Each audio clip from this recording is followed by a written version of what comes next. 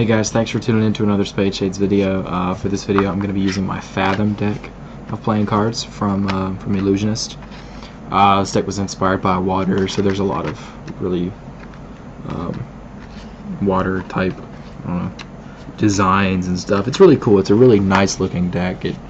It's got a really unique design, a really unique back design, if you can see that.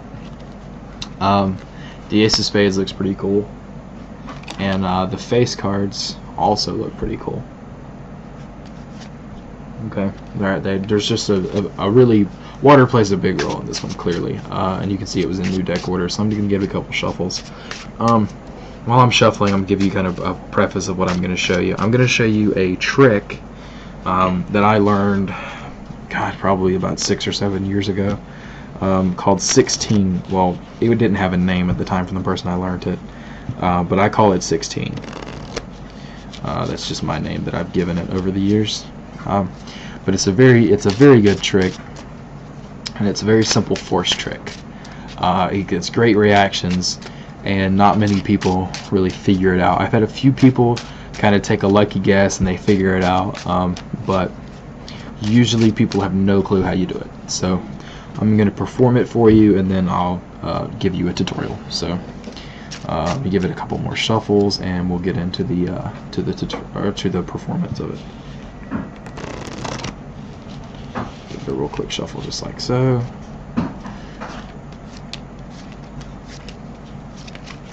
Okay.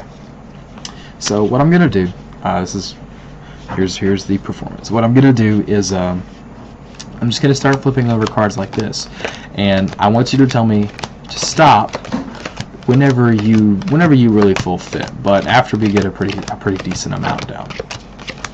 Okay. And stop. Let's just say that you said stop there. Okay. So I'm gonna take the rest of the deck and I'm gonna place it to the side. Don't even need it. Okay. And I'm gonna do this. I'm gonna lay out 16 cards, just like so. I don't know that I have room for 16 here. I might have to go off the mat for this one, but it'll be okay. Be sure you can see. Yeah, okay. So I don't need the rest of these. I really only needed 16. So what I want you to do is I want you to just pick two rows. Rows go like that. Pick 2 of them. These 2? Okay. Alright, and do me a favor, pick 1 more. This one? Alright. And finally, last but not least, pick 2 cards. These 2. Okay. So we have 2 cards left. Now what I'm gonna do is I'm gonna let you pick what your card is. Okay, you get to pick everything, what your card is going to be. So in a deck of cards we have red or black. Alright, red. Okay, well let's go with black because there's more black in the back of these cards than there is red. So let's go with red. Okay, you know what, yeah, let's go with black. I'm sorry, I don't know why I said red, but black is fine. Okay. Now there's 2 black suits in a deck. There's spades and clubs. Which one would you like? Spades? Okay. Now in a deck you can classify the numbers, the cards, the ace through king, in 2 ways: high or low. Low in this case ranges from 2 to 7, and high ranges from 8 to king. Okay. So pick high or low. Low. Okay. Now out of low you have 2, 3, 4, 5, 6, 7. Okay, 7. So do me a favor and just pick 4 cards. You say 2, 4, 6, and 7. Okay. Now get rid of 2 of those. What do you have left? 4 and 6. Okay. So let's flip a coin for 4 or 6. Heads is 6. Tails is 4.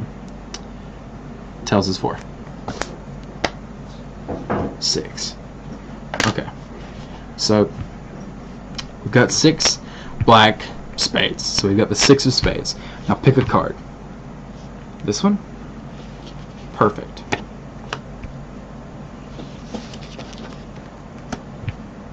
Okay. So It's a really impressive trick. A lot of people, like I said, it always gets really good reactions. People just go nuts over this one half the time.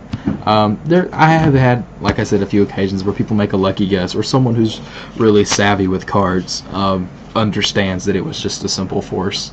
But what you do, you can let them shuffle. It really doesn't matter. There's no specific order to the cards. You can shuffle as many times as you want. As you saw, I sat here and shuffled, several times before I started. I mean, that was because there was a new deck order, but regardless. So what you're going to do is you're going to start talking to them about what you're going to do, about flipping over the top card, okay?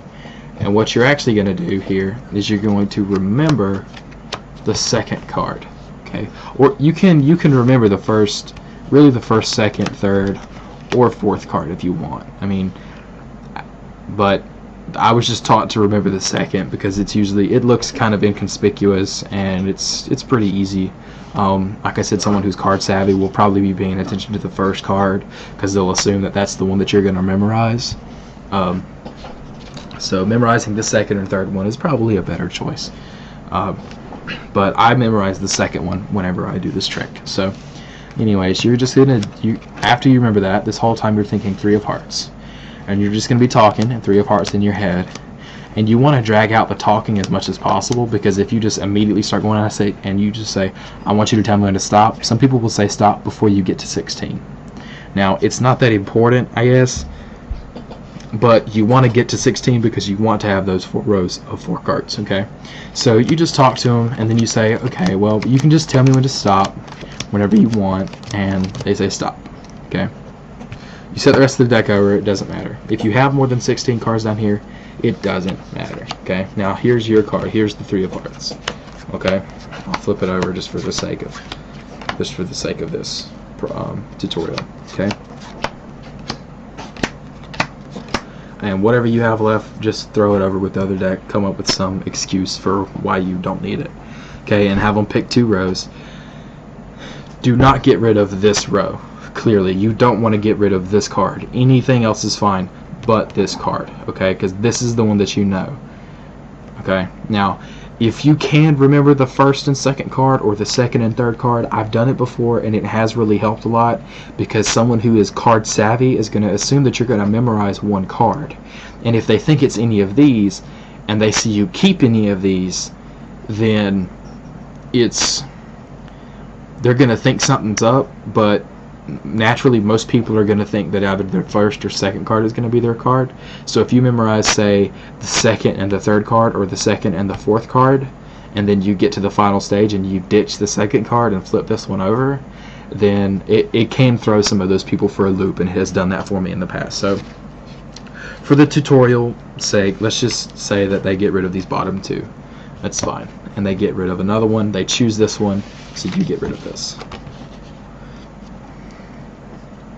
And if they say something, some people like that who are card savvy and think this is a force, if they say something like, some people are friendly about it, some people are more like, oh, well, you're just forcing me to pick something. Yeah, some people get mad. I don't know why, but it happens. Someone who's, laughing, kind of happy-go-lucky, like, oh, you're making me pick it, blah, blah, blah. And you say, well, as a magician, I'm proficient in mentalism, and I can tell what you're saying is actually not what you want. So I'm actually picking, I'm sort of picking through you subconsciously because you don't know what you actually want. I'm trying to help you, or something like that. That's just some stuff that I've come up with along the way as I've been performing this trick for so long. So, anyways, you have them pick 2 more cards. You could even have them pick 3 cards if you want. I haven't personally done that, experimented with that, but let's just say that they pick these 2. Now you want to remember where this card is, or where the card you memorized is, okay? If you memorize this one or this one, you just want to remember where it's at. So let's say they pick the 2 on the end. And from here, it's just a series of questions. To start with, red or black? If they say black, you look around, glance around really quickly. You can even be doing it before you start the trick. Find something that's red and make up a reason for it to be that. See, I have my name tag here from Pizza Hut, and if I was wearing that, or someone else was wearing something like this, I would point that out and I would say, well, you're actually wearing a red name tag, so let's go with red. It makes more sense, or something like that. You just want to force them into picking the 3 of hearts. Okay, so they say high or low. Most of the time, I've had it happen where people literally pick the card themselves. They would say, I want red, I want low, I want a 3, I want hearts. If that happens, you better go play the lottery, okay? Because you're going to have a good day. Wow, this video is lasting really long. Sorry about this. I'll kind of blast through this a little bit. High or low, I'm sorry, red or black, pick the suit, high or low. When they pick their card, you can either have them pick a card, you can ditch one. I usually don't like ditching one and revealing like this would, because then it makes it a little bit more clear that I did know what this card was. So you say pick a card, just point to one, they point to this one, you say okay, and flip this one over. I usually do like this and flip it over as I'm moving this one away. So anyway, sorry about the length of the video. I just like giving thorough explanations, but there you go. There is 16. It's a really good force trick. I've been doing it for a long time, and I've gotten plenty of responses from it. Plenty of great responses. Thanks for tuning in. I'll see you next time.